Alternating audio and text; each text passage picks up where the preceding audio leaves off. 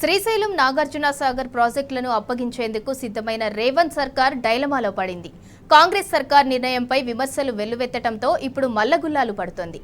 అధికారులతో తర్జన భర్జనలు జరిపి చివరికి కేంద్రానికి లేఖ రాయాలని నిర్ణయం తీసుకుంది.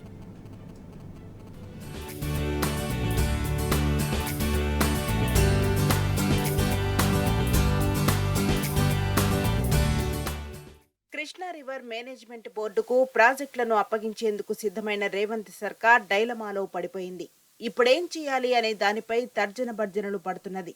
కేంద్ర జలశక్తి శాఖ ఈ నెల 17న ఇరు రాష్ట్రాలతో ప్రత్యేక సమావేశాలు నిర్వహించి శ్రీశైలం నాగార్జున సాగర్ ప్రాజెక్టు, వాటికి సంబంధించిన 15 అవుట్లెట్లను కేఆర్ఎంబీకి అప్పగించాలని ఆదేశించింది.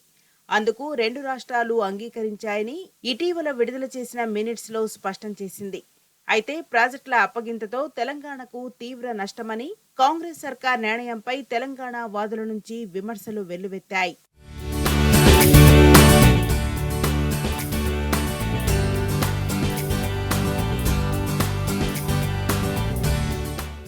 విమర్శల నేపథ్యంలో ప్రాజెక్టుల అప్పగింతకు ఒప్పుకోలేదని కాంగ్రెస్ సర్కార్ చెబుతున్నది. కానీ ఇప్పుడేం చేయాలి అన్న దానిపై తర్జన భర్జనలు పడుతున్నది. ప్రాజెక్టుల అప్పగింత అంశంపై కేంద్ర జలశక్తి శాఖకు లేఖ రాసేందుకు సిద్ధమైందని తెలుస్తున్నది. ప్రాజెక్టులను అప్పగించబోమని స్పష్టంగా తెలియజేయాలని నిర్ణయించినట్టు సమాచారం. అదీగాక ఇటీవల నిర్వహించిన సమావేశంలో తెలంగాణ వెల్లడించిన అభిప్రాయాలను సరిగా నమోదు చేయలేదని, వాటిని మినిట్స్ లో పొందుపరచాలని కోరాలని నిర్ణయించినట్టు తెలుస్తున్నది. సమావేశ ఎజెండాలో ప్రాజెక్టుల ఆపరేషన్ ప్రోటోకాల్ అంశాన్ని పొందుపరిచిన దానిపై చర్చించలేదని తెలంగాణ సర్కార్ వాదిస్తున్నది.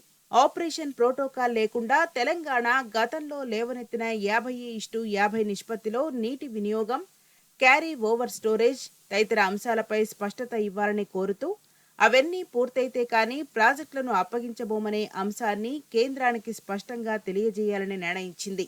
అందుకనుగుణంగా లేఖను సిద్ధం చేయాలని ఇరిగేషన్ అధికారులను కూడా ఆదేశించగా వారు ఆ పనిలో నిమగ్నమయ్యారు.